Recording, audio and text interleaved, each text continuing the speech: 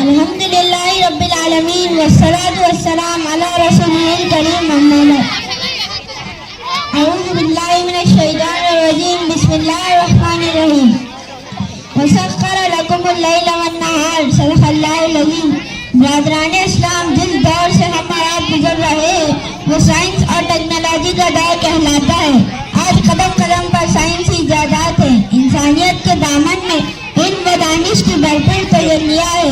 بلندیاں ہے اس کی سامنے سمٹ چکی ہے. حقیقتوں کے جاننے کا جذبہ آج عروج پر ہے.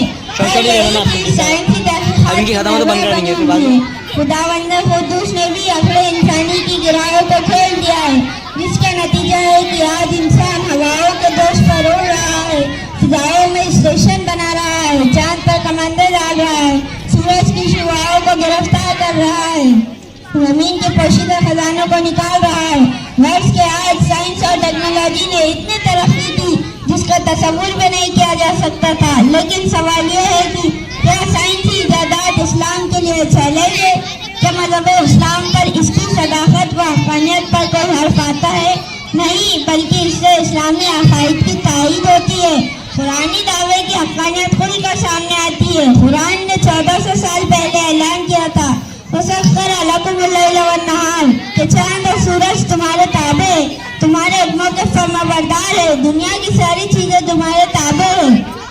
یہ بلند پہاڑ، یہ دریائے شور، یہ ٹھاٹے مارتا ہوا سمندر، یہ چرند، یہ پرند، یہ پورا شوق موجے، یہ چمکتا چاند، یہ جگمگاتے ستارے، یہ چڑھتا ہوا سورج، سب کے سب تمہارے تابع اور غلام ہیں.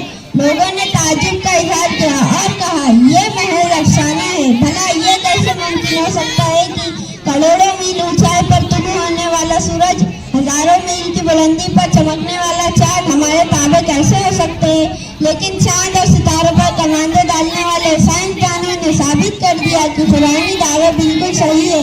اسی طرح جب محمد عربی صلی اللہ علیہ وسلم کو خدا نے معراج کرا کر ہم کلامی کو شرف عطا کیا تو حضور صلی اللہ علیہ وسلم نے کفار و مشرکین سے کہا کہ آج رات میں نے بیت المقدس کی سیر کیا، راتوں رات آسمان پر گیا، خدا سے کلام کیا تو مشرکین مکہ انکار کر بیٹھے کہ اتنے قلیل مدت میں جنت اور دوزخ کی سیر کیسے ممکن ہو سکتی ہے، بیت المقدس کی سیر کیسے ممکن ہو سکتی ہے،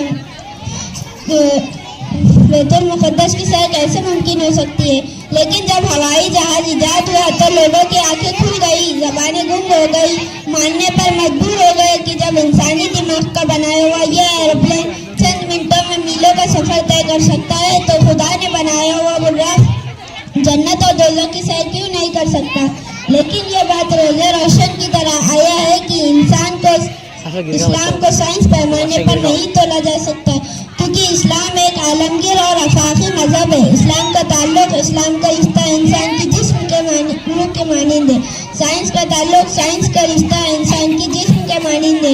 یہی وجہ ہے کہ آج انسان متاع عیش و عشرت کے باوجود حقیقی خوشی و خوشحالی سے محروم ہے.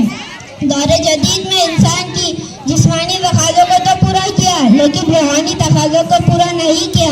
انسان کو سائنس نے مادیت کے ساز و سامان تو بہت دیے لیکن اس سے اس کا خدا چھین لیا. جس کی خوراک کا تو انتظام کیا لیکن روح کو فاقے کے دلدل میں پہنچا کر چھوڑ دیا، جسے دیکھ کر علامہ اقبال نے کیا خوب رونا رویا ہے. ڈھونڈنے والا ستاروں کی گزرگاہوں کا اپنے افکار کی دنیا میں سفر کر نہ سکا، جس نے سورج کی شعاعوں کو گرفتار کیا زندگی کی شب تاریخ سیر کر نہ سکا. ماشاءاللہ.